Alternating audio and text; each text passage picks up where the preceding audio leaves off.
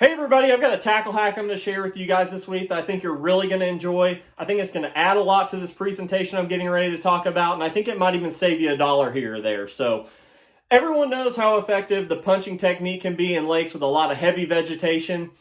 It's the best way to catch a lot of big fish and probably even the biggest fish in the lake. Even if you don't have a lot of vegetation in your lake, such as lakes we have here in the Ozarks, we've got a lot of opportunities to use a punch skirt.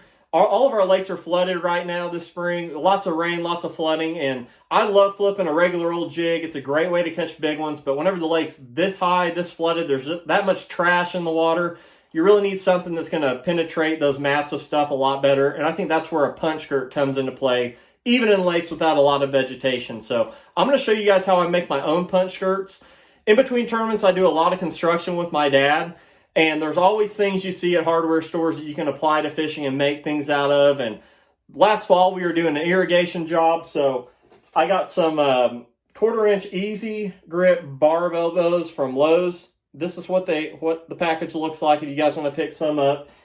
They make a straight version, the straight across. And the reason you're going to want this is for the barbs on this elbow to be able to tie your skirt around. I actually like this elbow shape one because I can make 2 skirts out of it. And as you guys are going to see here, it allows me to be able to control it, hang on to it better. If you want to use a vise, that's great. I never use a vise, so I just kind of hold it in my hand and use it. So it allows me to grip it really, really well, and I can actually get 2 skirts out of this. So hang with me here. I'm going to change angles, and I'm going to show you guys about how I go about making my own punch skirts, and I can make whatever color I want. Like I said, a lot of these manufacturers do a great job. They make a lot of high-quality products, a lot of great colors, but they just can't keep up with every single color that's going to be great in every single region. I'm going to show you guys a couple colors I make and that I've been using this spring, and hopefully you guys can take something from it. So hang with me here. I'm going to change the angle and show you guys how I go about making my own punch skirts.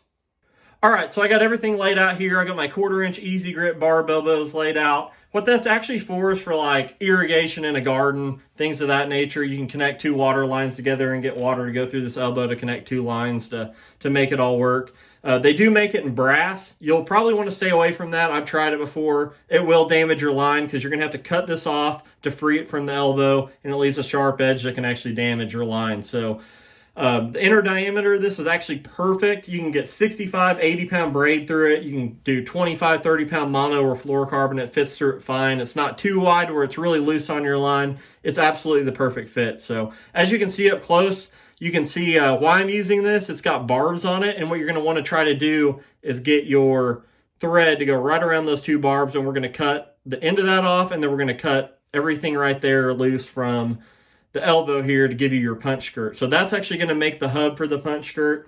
And there's a couple different ways to do this. I'm going to tell you guys why I prefer each. And one is copper wire, just old school jig tying right there. And then you've also got your thread method. The reason I'm going to use the thread over the copper wire is whenever I'm trying to tie multiple colors into my skirt. You know, with the copper wire, it's great for 1 or 2 colors, but whenever you start trying to put, 2, 3, maybe even 4 colors into a skirt to really get that custom look, just holding it all together with thread's a lot easier than trying to hold it all together with your fingers with the copper wire. I prefer the copper wire whenever I'm just trying to do, 1 or 2 colors. And it's also great and more convenient whenever you tear a skirt up, after it's been flipped all day, going through heavy cover, it'll tear off a bunch of the skirt strands. Or even if, best case scenario, you're catching a bunch of fish and they tear it all up. If you want to reuse it, I'll show you guys how to do that with a toothpick. This actually, inside that hub there, it'll fit perfectly into a toothpick if you want to retie it, and you can stick it in your vise and be able to control that little hub to retie it and use it again if you really want to. So that's why I like the copper wire. It works out really great for that. So what we're going to do from here is take your elbow, and we're going to cut off a little copper wire. I'll do that first here. Use my Cuda scissors, just cut off probably a 4-inch section, whatever. And the color I'm going to start with here is Okeechobee Craw. They make a lot of those online, but it's a great punch skirt color. And I'm going to put the green pumpkin on the outside, of course, and then do the blue on the inside. And you're going to lay it across there just like this.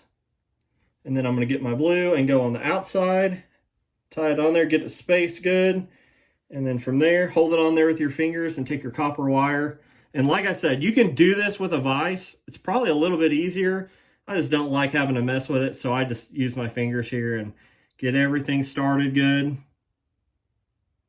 and make sure everything's as even as possible.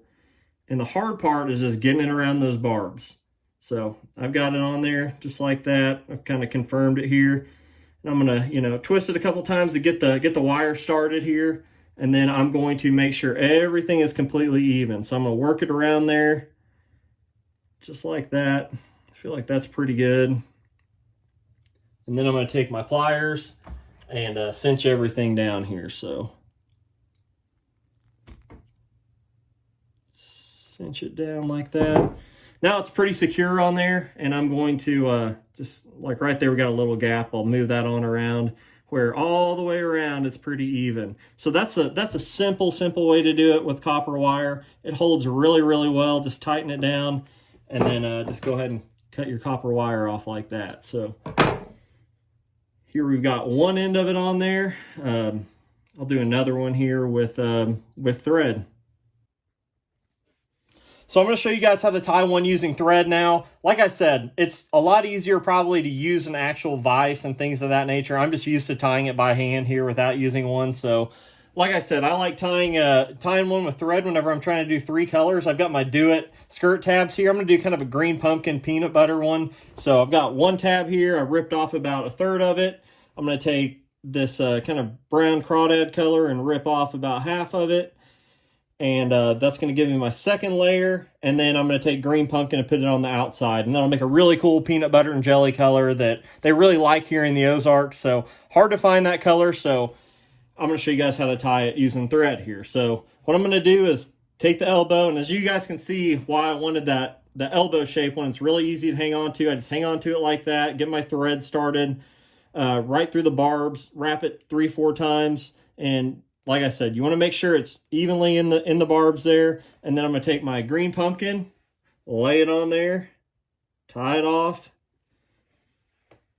and then get a couple wraps and then worry about trying to get it all the way around there. That one just about came undone on me. Wrap it around there just like that. Kind of move it around with your fingers till it's even.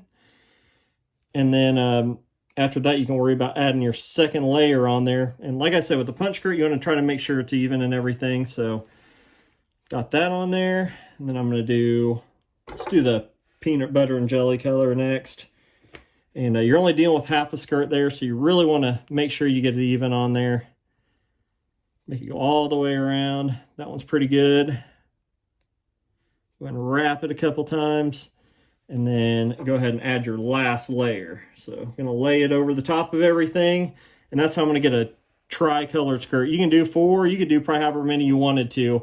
But this is a lot easier to do with thread than using, you know, the good old-fashioned copper wire. So I feel like I've got it all the way around there.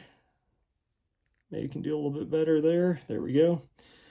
And then I like to wrap it 5-6 times on around just to secure everything, and double check, make sure it's all in the barb. That one sure is. Just go ahead and wrap it 5-6 more times, and then I just tie like 5 overhand knots to kind of hold it all together. So cut the thread off and just like I said, usually 5 wraps is good. Overhand knots, just simple. Never ever had one come undone. So just like this, do that about 5 times and you should be good to go. So 1, 2, 3, 4, 5.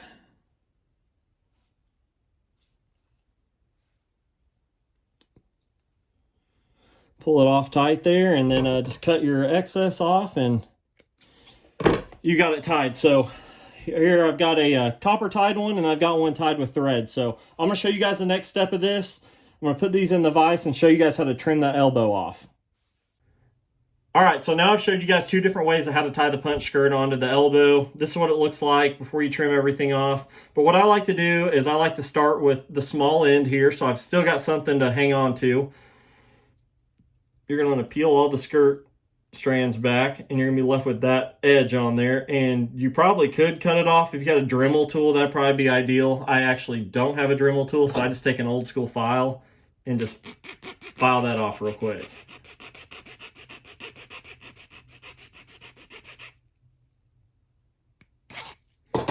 Then you're left with a perfectly flat edge on there that can butt right up to your sinker or hook, whatever. You can even go closer to the skirt than that, and you're good to go on that end. Now this end is where the elbow is. You're going to want to fold everything back in this manner, and this is where I actually use the vise grip. So I'm going to go ahead and put it in the vise, get a good hold on it just like that, and then I'm going to take a small hacksaw and just kind of cut that off.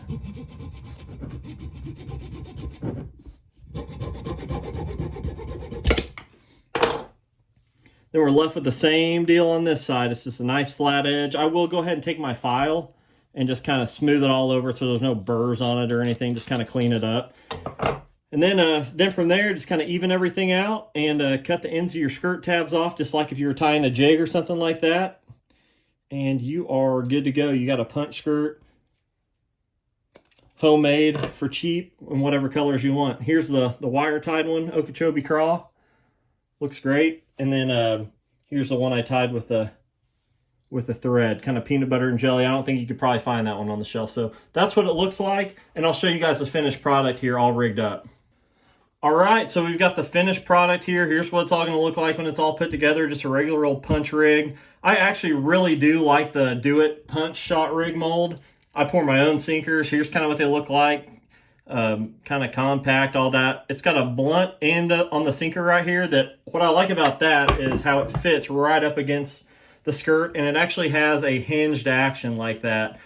They make several different punch sinkers. You got like this one right here that's actually got like a skirt keeper on it, and that's great. I just don't really care for the way that it falls. I'd rather have one that just completely has a free range of motion, and that sinker can do whatever it wants, and it's independent of the skirt and the bait. So I really prefer that method right there. I've got, my bobber stopper, and then my skirt, and then my bait.